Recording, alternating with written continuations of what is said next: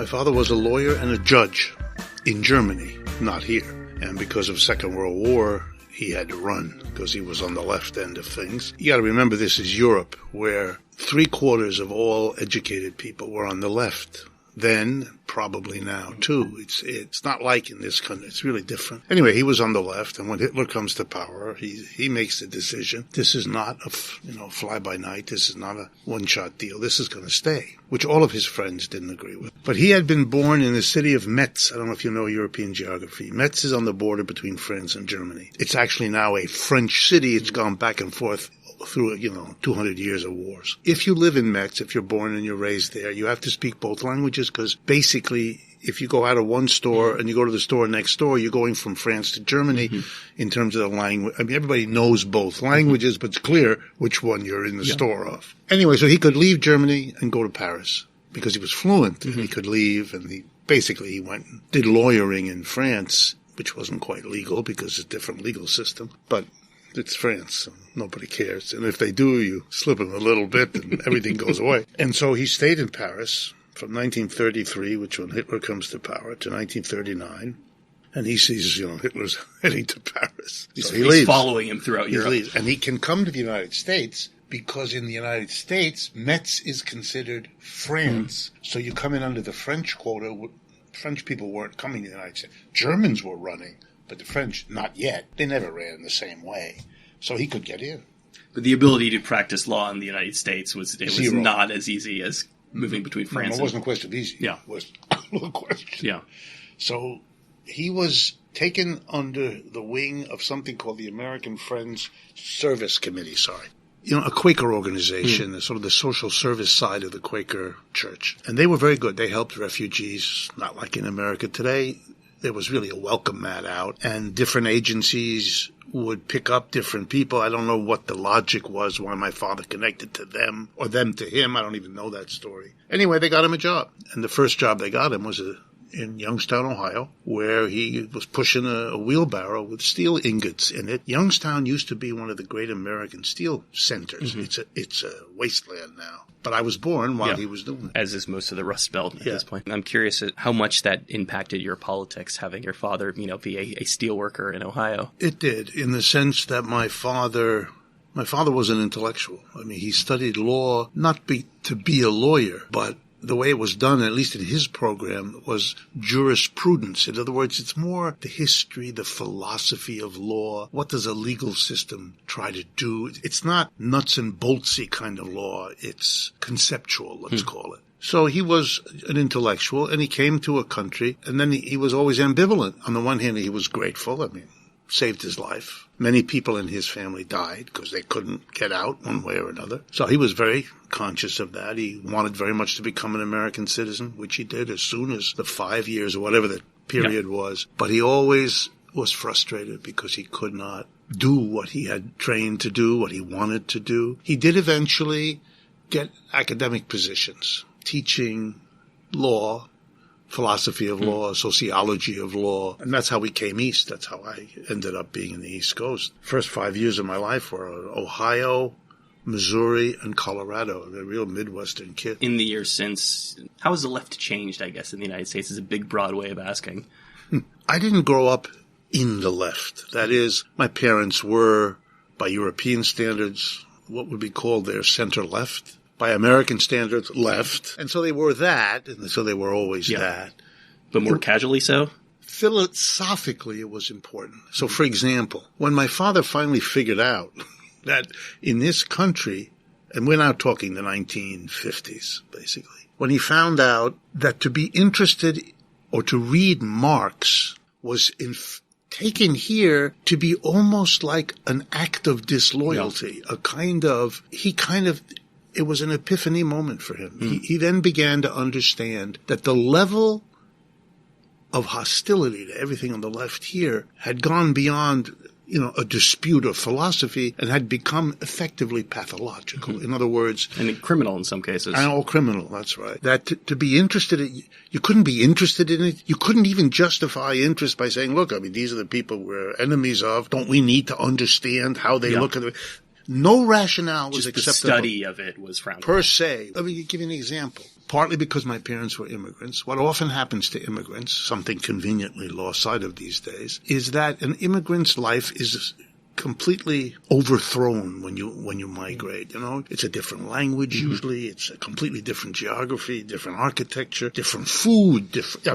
Wow. As with your father, very few of these occupations are able to actually translate over. Right. In his case, he couldn't at all. And so what tends often to happen is that the frustration of the immigrant being unable to pursue his or her dreams or education, whatever, it gets transferred to the children. In other words, and I'm a perfect example, I was the first child, so I have a sister who's younger. So you have to fulfill all the things I had hoped for. It's a lot of pressure for a child. Unbelievable. I mean, when I'm in a good mood, I say to people, even in my public talks, you don't want to wish this on your enemy because it's an enormous pressure. Yeah. I mean, I'll give you an idea. When I came home from school and I didn't have a good report card, my mother would cry and my father would sit behind her holding back his tears. I could see it. And they didn't punish me or anything.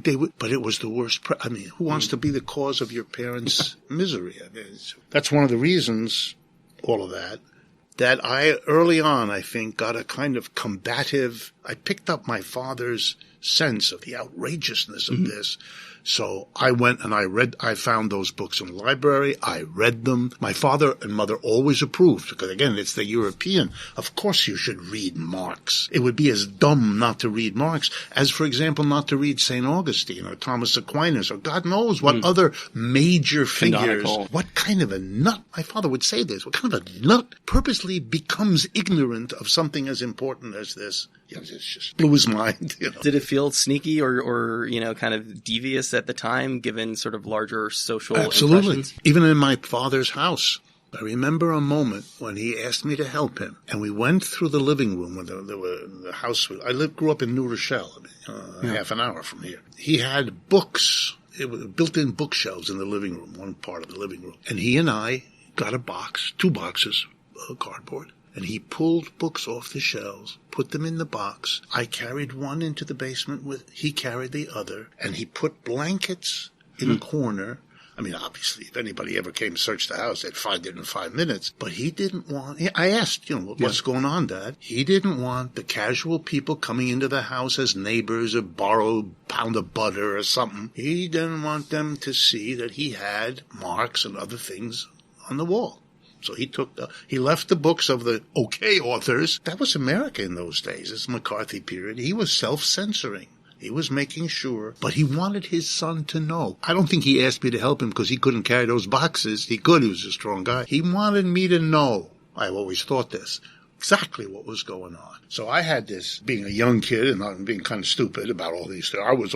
But I also was very careful. I was very careful. Already in high school, when I started being interested, I kept it to myself. It must have been hard to reconcile at that point a country that's completely changed by a lot of these social policies that's so staunchly anti-socialism. Yeah, it's always been, not always, but I would say for most, certainly my education, my interest in this stuff had to be kept quiet. I don't want to overstate it. I mean, I didn't hide. You were an Anne Frank. Yeah, no, I wasn't that. But I didn't make a big deal of it. I'll give you one funny example. Early on, I did find, it was a friend of my father's, another German refugee, I went to school at Harvard. That's another story. But it's probably a few other stories. Yes, in Cambridge there, where Harvard is, there was a friend of my father's who was also a professor, also no job. He had a job for a while at Talladega, the black school in the South. He got fired because he was an old communist or socialist or whatever. But he also got married to an incredibly wealthy woman, so he didn't need this anymore. So he lived in Cambridge and he studied, he wrote books, brilliant guy. And my father said, when you get to Harvard, here's a letter, take it to him. He's a good friend of mine and, maybe something will come of it. So I'm a good boy. I went a couple months into the fall semester of my freshman year. It was a few blocks from the Harvard campus where I lived. And he welcomes me in. I speak German because I grew up speaking German. So he welcomed me in German. which already was an interesting move. His wife's American, doesn't speak German. So I answered in German, because I like every chance I get to speak German. I don't get that many chances. And to make a long story short, he said, I'll make you a deal. Your father saved my life, which my father had not told me. My father says a good friend. Is that typical of your father to be humble in that way? Yeah. He saved a lot of people. I mean, until about 20 years, up until 20 years ago, I would give a talk. Not the way I do now. I mean, you are my third media event today. I mean, just to give you an idea. So in the old days, I would say once every 2 or 3 months, I'd get an invitation to do something. I'd go somewhere and give a talk. And this happened often. So I give the talk, and maybe there's 100 people in the room or something, so we're over. And there's a little knot of 10 people want to ask questions at the end, the way people do. And then they disperse, and there's a little old couple left. And they're looking at me as if they were kind of in the zoo looking at an animal. And they come up to me and they say, was your father, or sometimes is your father, Max Wolff, which was his name, Mac, M-A-X. And I would say, yeah, he was. And then the tears. And they would tell me a story of how he saved either them or their sister or their mother or because my father, as a lawyer in Paris, worked for the most well-known firm for refugees. When you got to all of Eastern Europe ran westward with Hitler. So Germans, Poles, Czechs, Romanians, Hungarian, they all came west. And if they could get to London, they went there. If they could get to Paris, they went there. So they're in Paris now. If they're either illegally there, they have no right to be there, or they have a piece of paper which runs out next month or something. They got to find a lawyer, and they've got to lawyer up and try to find a way. There were ways of doing it, but you had to do. That was the law firm my father worked for. So he encountered loads of people in various degrees of desperation. Now, some of them had run away with money. They were wealthy people. They could pay. But there were plenty who couldn't. The French had rules against all of this, but the rules were porous the way French is. And so again, with a little bit of money, you could do it. What my father did is he hid people. He made deals, the firm did this, with peasants in the countryside of France. And then quietly the word would go, we have a young woman or a couple or a man with a child or whatever it was who are illegal in France. We're going to do the paperwork. It's going to take a couple of months or maybe 6 months to get the legal right to be here. Meanwhile, he can't be on the street. Because in those days, because of the looming war, the French police, if they had a reason to think, it's sort of like profiling. If they had a reason to think you weren't a French citizen, they would stop you on the street, your average cop, and say these two terrible words. Vos papiers. In French, your papers. You had to show the paper. If you didn't have the legal right to be there, they wouldn't even let you go back to your apartment. They would escort you to the train station of whatever country you came from and put you on a train back, which for many of these people meant jail or worse. So my father saved a lot of people, and he never told me many of these stories. The stories I got from the people he helped, not from him. I would then say to him, Dad, and he would be kind of sheepish. He would say yes, and then he'd fill in some details. But including the gentleman in Cambridge. Yeah. And then he made me a deal, the fellow in Cambridge. He said, I've always wanted to pay your father back. He doesn't let me, because this guy had money then. So I'm going to pay him back by helping you. Here's what I do. I am a scholar of Marxism. If you have any interest in learning Marxism, I will be glad to tutor you. We can read Marx's work in German and take you through it, and you'll learn this stuff. You ain't going to learn it at Harvard, and you're not going to learn it anywhere else in this strange country which thinks it's fighting a Cold War by becoming ignorant about its enemies. He also thought this was sort of, and I agreed. And so I had this little tutorial. So in a way, I had a parallel. I had my Harvard education, and then I had with this guy a kind of think of it as a 4-year reading or independent study kind of course. It was wonderful. I didn't appreciate until years later what I was getting. But he was lovely. He would invite me to his home, which I could walk to from the dorm. His wife would make us dinner every couple of weeks. With the dinner would come his favorite wine, Chateauneuf du Pape from France, which is a great wine. And so, for a college kid, this was... Felt like a real grown-up. So I ended up learning this stuff. But I learned it not because of these institutions, despite them. What point was it clear that there might be a place for you to actually teach Marxism in the university? It never was clear to me. No. It was a bolt out of the blue. I assumed, well, first let me tell you where I went to school. I went to Harvard. And when I finished Harvard, I took one economics course in my freshman year. It was traumatic. I went to that course like many others, hoping to learn what an economy is, how it works, all of that. And instead I got little math problems all the time, and stuff was said to me that made no sense or was repugnant. I would ask questions polite. I'm a nice guy. I'm polite. I'm not aggressive. Teacher couldn't handle it. Do you feel that traditionally the university has purposefully obfuscated economics and has made it more difficult to understand? No, I think what the task of the economics profession was and remains rationalization. Yeah. The job of the economics course curriculum, which I have taught for 50 years, is to make capitalism look like the greatest thing since white bread or sliced bread. It's so bad, it's gotten to the point, it has for years, for decades. They don't really teach students about how the economy works. It's so bad that the business community rebelled years ago and said, we hire people with a BA in economics. They don't know anything. What they meant was, if I ask them to justify capitalism, it's really good. They got that. Yeah. But how it works? No. And so we have to set up something, and that's why we have business schools. Every university has two economics departments, the economics department and the business school. In the business school, you learn about investment and marketing and corporate structure and personnel, all the nitty-gritty of how you run an enterprise and how you run an economy. That's learned in business school because the economics department stopped doing that around the time of the Second World War. Before that, in the first half of the 20th century, economics was much different. It was more, let's call it a social science, trying to understand the economic aspects of society. Afterwards, in part because of the Cold War, it became a celebration. We are cheerleaders for capitalism, and let me show you with the most fanatically developed mathematics what a wonderful engine it is for prosperity and progress and equity and technological development. It's painful. Certainly, though, from the U.S.'s standpoint, after World War II, things were clearly going in the right direction, at least broadly economically for the country. And you might have imagined that if you're in an environment where you're recovering, especially recovering from the Great Depression, which was the worst collapse in capitalism's history, you'd feel comfortable enough to raise questions. Nothing in life is perfect. Yeah. Capitalism isn't either. And you don't have to pretend. What's the matter with you? It has strengths. It has weaknesses, like everything else. No.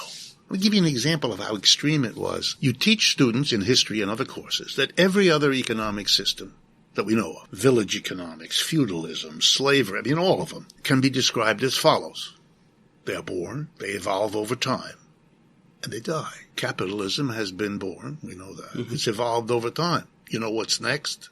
Okay, what I just said to you, it would have come, it still comes to large numbers of people as a kind of thunderbolt. An unnecessary, irritating disturbance of the world. They really want to think that history has ended and that capitalism is like we all got to heaven. There is no another place. You don't go somewhere from heaven. Heaven is the end point. It's childish once you expose it, but if you don't, and if you're not living in an environment that never does, you live in this craziness. I'm very excited for you to read this David Brooks piece because it does conclude with a line along the lines of, we tried socialism and capitalism won. Right. Which is just the implication that we're in capitalism right now, so clearly capitalism is the victor. Yes, and the joke on people like him is that every other system just before it disappeared was full of people saying exactly the same thing that he's saying, and it doesn't seem to bother him. When at the State of the Union message this year, Mr. Trump, and we will never be social. That's exactly what is said by. I can give you the quotes of all the people who 1 year later were socialists. There are a lot of echoes of history in those Trump speeches, but I don't think we need to go into any of those right now. I was watching the recent debate that you did with a libertarian economist at NYU. I believe. I did two debates in the first half of November. 1 week apart. Okay. One was Epstein, I think was Epstein, the former editor at Barron's magazine. It was a Reason moderated event. Yes, right. That was the debate on the 5th of November. 1 week later, on the 12th of November, I did another debate with another debating society called IQ Squared. You can find them. And that was on the they're all set up with the Oxford University debate structure. And so I forget the proposition with Epstein, but the proposition on the second one was capitalism is a blessing, period. And there were 2 speakers for that and 2 speakers against. The 2 speakers for were an editor from Reason magazine, a young woman whose name I don't remember, and the CEO of Whole Foods, John Mackey. And against was Bhaskar Sonkara, who's the editor of Jacobin MB. The difference between the 2, which blew my mind, in the first case, we lost. The audience was overwhelmingly libertarians. The second one we won, which I expected to lose again. This is America. We are a country coming out of hibernation in terms of socialism, but it's still relatively early in the rediscovery of socialism. I watched a piece of that debate. I watched specifically an interaction that you had with the CEO of Whole Foods. And the impression that I walked away from that was that he's in a position where no one has really questioned him on that. He was ready to, he bragged about the fact that he takes $1 a year and the amount of money he gives to charity. His comeback was that Whole Foods was not a monopoly, to which you said. Yes. Yeah, you just sold it to a monopoly, which you fucking well knew you were doing. I think that's ends up being one of sort of the primary problems with these CEOs of these large companies is that, as with politicians, certainly this is the case with Trump, they're just sort of surrounded by sycophants. Yeah. That's my impression too. The whole debate with this, I've never debated Mackey, I've never met him, it's his only time, is a level of out-of-touchedness, which in a way goes back to the early part of this conversation. He's out of touch, but in a way you can't blame him either. Where would he get in touch? Sure. He's roughly, I don't know what his age is, but more or less mine. I know what America has been all this. I've lived here. I've been a resident here all my life. I know what life he leads, sort of, and he knows where would he learn it? Yeah. If there weren't something to come along and shake him into being interested, there's nothing. He's surrounded by media, he's surrounded by individuals, not just his subordinates who will say yes, of course, but even, friends and associates who all think that they're in some historically unique phase, will not be subject to any of the ups and downs and every other. It's amazing. And I'm convinced, even though I will be long gone, that historians will look back at this period and go, what the hell happened to these people? That gets to the question I was going to ask you with regards to the Epstein conversation, which was you essentially said something along the lines of, it's not my job to predict the future. It's more of my job to suggest or, I guess, hint how we get out of this current moment. Right. Can you break down the difference between the two? And should it, to some degree, be the role of economists or at least people speaking to the future and, socialism or Marxism to help lay out not only a plan to get there, but what the future might look like? Well, I'm always a bit of a split mind. Part of me says, sure, it's fun, it's interesting, it stimulates good conversation to speculate about alternative economic systems. And we have a lot of the raw materials needed to do that because I'm talking the human race, we've been through quite a few systems and some of them have very good things we could learn from and change, but apply and update. And we've learned a lot what not to do. So we have some do's and don'ts, and we could sort of play with them and sketch out possible scenarios.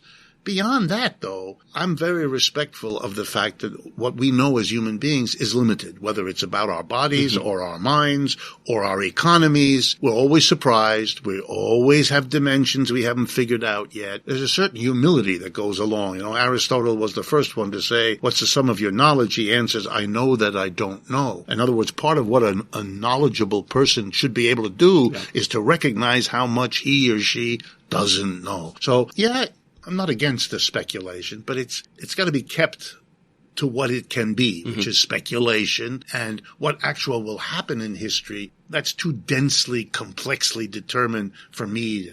I go to an amusement park and I ask, who am I going to be sleeping with in 2 weeks? And a woman answers by looking at the lines on my hand, and it's an amusement. If I actually got worried because, oh my God, I don't want to sleep with that person in 2 weeks, I would have misunderstood. This is an amusement. Speculating is an intellectually interesting thing to do, but beyond that, stop. Here's now the other side of that ambivalence. I'm often confronted by people who seem to have the following idea. If you don't have a blueprint of where to go, you've somehow lost the right to be critical of what is. This is a variation of what is so wonderful that you better have a real nailed down better. Yeah. Otherwise, you're required to endorse this system. There's a gray area between the two, short of giving a kind of long-term plan of what the future looks like.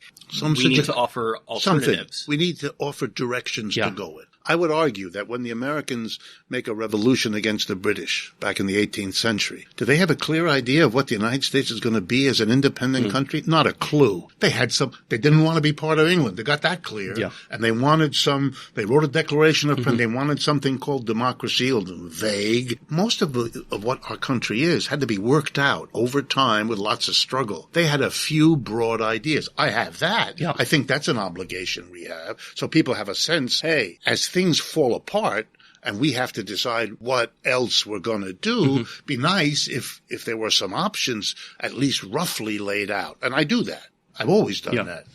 And the one that I am a partisan of, if you like, is I'm a Democrat with a small d. I really like democracy. I think the human race made a big step when it got rid of monarchy, for example, and substituted parliaments and democratic voting. I'm a great fan of universal suffrage. I didn't like the early voting, which was limited usually to white males with property. In this country, for example, had to be fought to extend. I like all that. But I don't like the limits of it.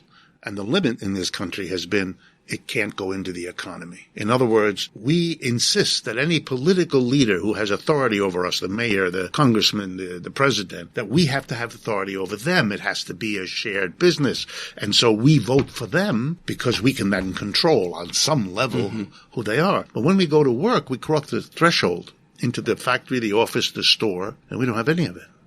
We have a tiny group of people, maybe the owner, maybe the board of directors of a corporation. They can tell us what it is we're going to do. They can fire us. They can move the job someplace else. They can decide to use a technology that threatens our health. And our power over them, zero.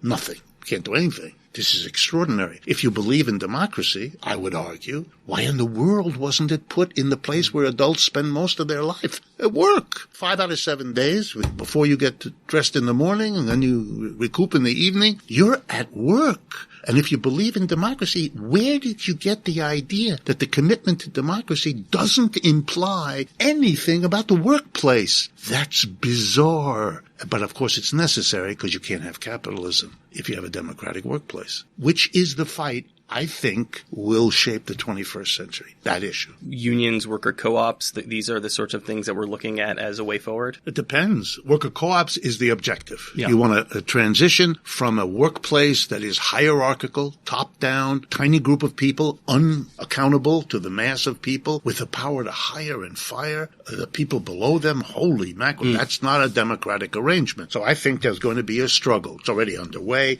to move towards a democratization. If you want to be dramatic, it's the completion of the democratic revolution. If you get rid of the king in the political sphere, why aren't you getting rid of the king in your job? There's a king there, and he has all the powers of a king. And what are you doing? So for me, it'll be the democratization of the workplace is the completion of the democratic impulse, if you like. Let me do it another way. You had an economic system called slavery. Small group of people called masters, large group of people called slaves. One has all the power and authority, the other one doesn't. You got rid of that. You move to another one called feudalism. You have a small group of people who are lords and a massive group of people who are serfs. Then you had a revolution to get rid of that, and what did you do? You promised French Revolution. Liberté, égalité, fraternité, the three slogans. And America adds democracy. Great. We're going to have liberty, equality, fraternity, and democracy. Capitalism comes in, promises all of those things. That's what inspired Thomas Jefferson. That's what Robespierre and Danton, that's what they were going to do. Comes Marx 50 years later and says, I look around, we got capitalism. But all that stuff about liberty, equality, fraternity, we don't got that. And he draws then the conclusion in his work. We need to take it further. Capitalism betrayed what it promised, because what it substituted for master-slave, lord and serf was employer-employee, and therein lies the problem. And when we overcome that kind of dichotomy, when we democratize the workplace, we will finally be in a position to at least try to institutionalize liberty, equality, democracy, and fraternity. Clearly, with all of these systems, though, there's been a certain percentage of the population that's been dug in. It will always be dug in. I mean, the Civil War is a perfect example, right? Yes. There was a certain percentage of the Confederacy that was never going to be turned around. Right. In an era when everything is sort of, I mean, obviously there's these larger media, but everything is so siloed right now. Is there hope to bring people over to this way of thinking right now? Yeah. I mean, let me first acknowledge the first point you made. I don't expect the people who do real well in this system, who do so well that they are able, even on a broad institutional basis, and part of me admires capitalism's survival, given the inequality and the injustice of it all. You know, I'm cautioned. This is a system that has... It's like asking me, how do you account for the longevity of the Roman Catholic Church? Whatever criticisms you have, this is an institution that has adapted to extraordinary changes and survived. And capitalism strikes me as having, it just survived the Great Depression. It just now survived another collapse.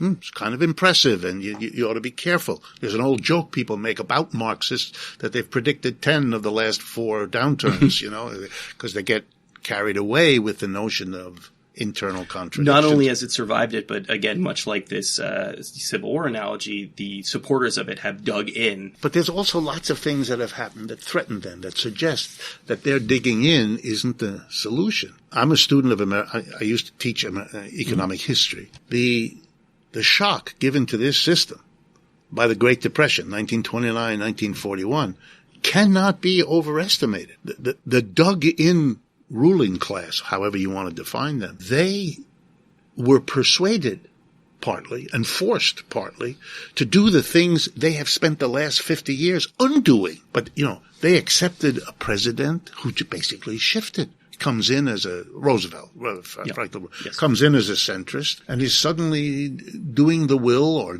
for them in any way, doing the will of the CIO and the Socialist parties and the Communist Party. He levies taxes. I don't know if you've ever looked at this stuff. In 1944, Roosevelt sends a State of the Union message to Congress in which he proposes that the top income tax bracket be 100%, that anyone earning over about $25,000 then, which would be about $400,000 now, that the tax rate is confiscated.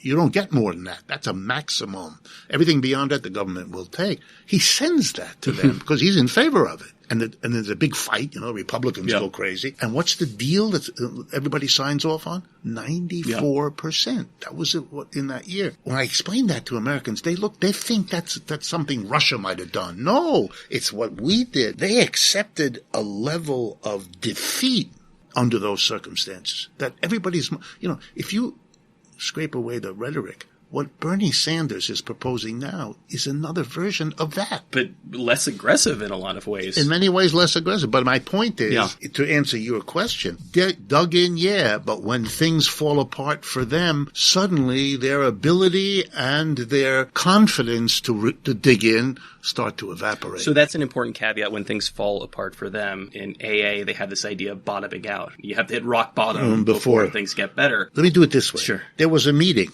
between Roosevelt and the captains of industry somewhere, I don't know exactly when, 32, 33, around there, in which, to paraphrase, something like the following happened. He said to them, look, I just had meetings with the unions. You do know we had the greatest unionizing drive in American history in those years. Millions of people joined unions who had never been in a union before, whose parents had never been in a union before, because they all thought they could get through this terrible depression better in a union than out. I mean, basically the logic. Anyway, they had a meeting with Roosevelt.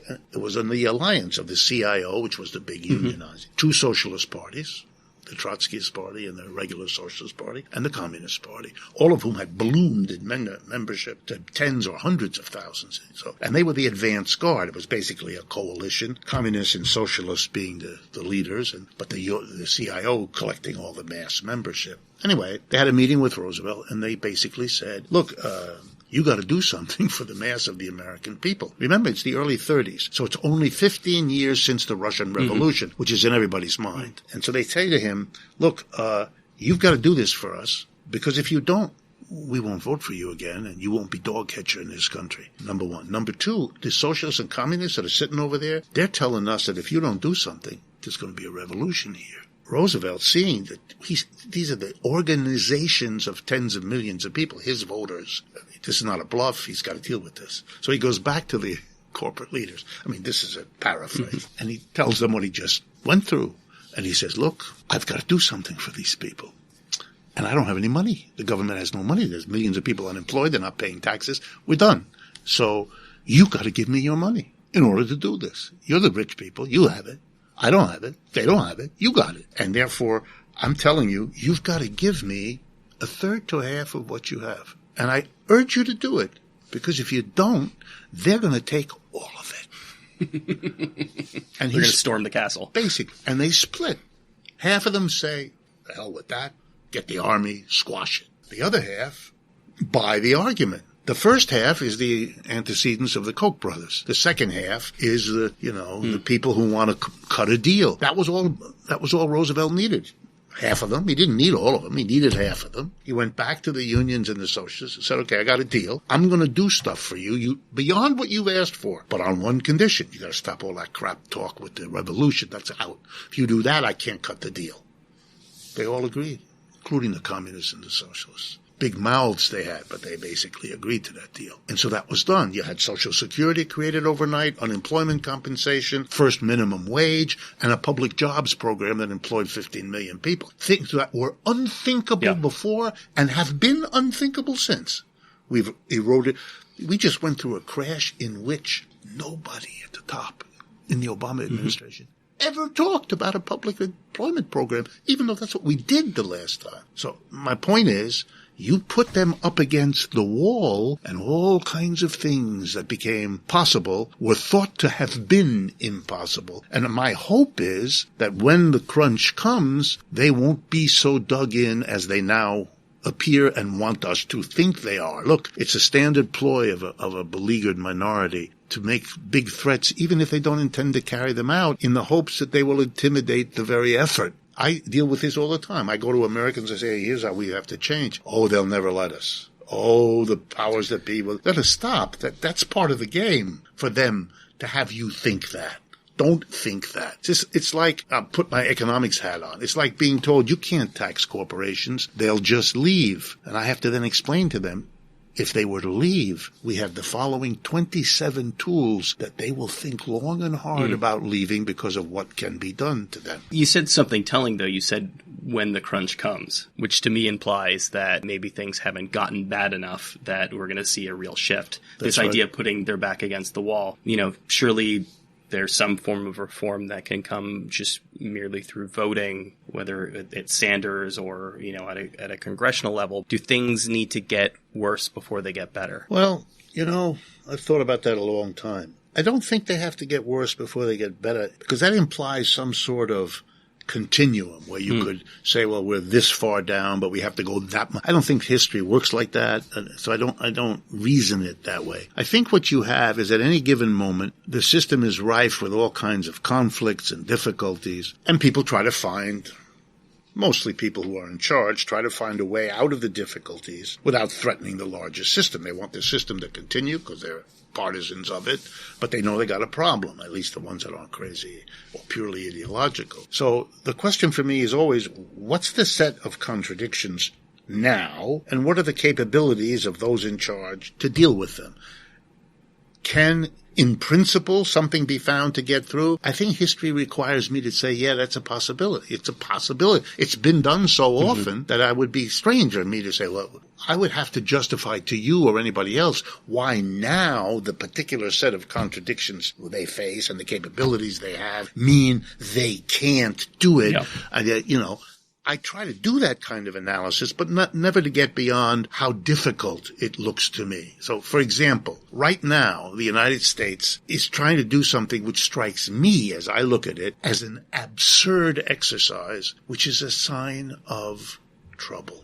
I also look at a regime, Trump, which is a symptom to me Yeah. of a system that has lost the ability to do the things that have to be done in a manner that can secure a real consensus kind of support so that the critics like me are boxed out. Mr. Trump is the best organizer for me that there could be. That brings up one more thing that I wanted to talk about, and something that you actually touched on your podcast recently is the rise of global fascism. Right. It does seem in a lot of cases that fascism and socialism have both been on the ascent at the same time. Mm-hmm. Do you see this rise in global strongmen in this country and others as a hopeful thing when it comes to people organizing, when it comes to, potentially moving more toward the left? Yeah, I mean, someone who studies Marx, if you do it from a philosophic perspective, as I try to, immediately encounters Marx's teacher, Hegel. And if you read Hegel, which I have done, with great attention, because he's one of the great thinkers of ever, period, then you know that the trick always is to understand the contradictions. Let me put it to you this way. Absolutely, socialists and fascists are, when they're rising, are symptoms of the breakdown of the middle between them that can't hold. I mean, you can, whether you look at the emergence of Mussolini in Italy or Hitler in Germany. It's hard to be a centrist in Nazi Germany. That's right. And it's becoming harder and harder to be one here. Look at Mr. Biden's difficulties. Look at the absurdity of a Bloomberg. I mean, it's just like a joke. But I don't think it's an either or in the sense that it's one or the other. There are forces that are destroying the consensus of the middle. Those forces interact with the accumulated history of a country to push some people in a leftward direction, some people in a rightward direction.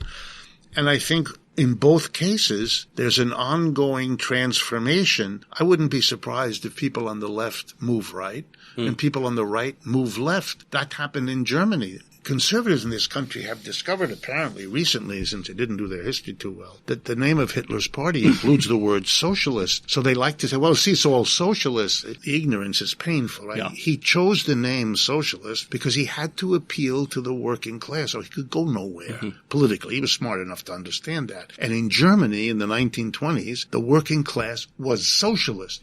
All of it. So the only way for a fascist to make an effort to pull people into nationalism, which is what his goal politically was to say, I'm a socialist too. It was a testimony to the power of socialism. It had nothing to do with Mr. Hitler being a socialist. The minute he gets into power, he kills those people. Yeah. They're his sworn enemies. I want to end on this because I don't want to end on talking about Hitler. Okay, yes. Do you have to be an optimist to do what you do? Yes.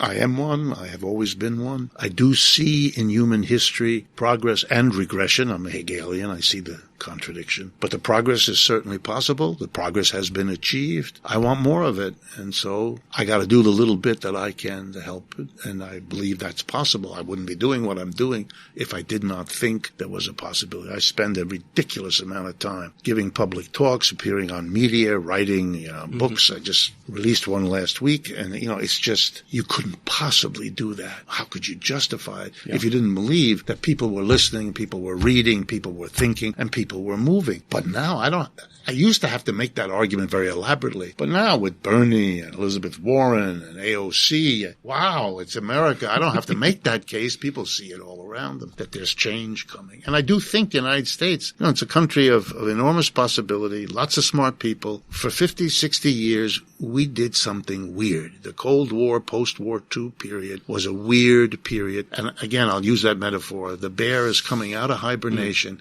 rediscovering that there's all this other political life out there, and there's no reason why we in the United States can't look at that literature, look at that history, think about what we could do in this country along those lines. And look, millions of Americans are doing it. I met with a leader, because I went to the right schools and my classmates are all the people that's sitting in power right now. I met with one of them when Bernie first announced, and he told me with very high in the Democratic Party, told me with great confidence. And he's been right about many things. I mean, I took him seriously. This was 2016 or? Right. Okay. That Bernie would not get more than 1 to 2% of the vote and therefore was not of concern to them. For me, that's the answer. The people in charge make mistakes. Yeah.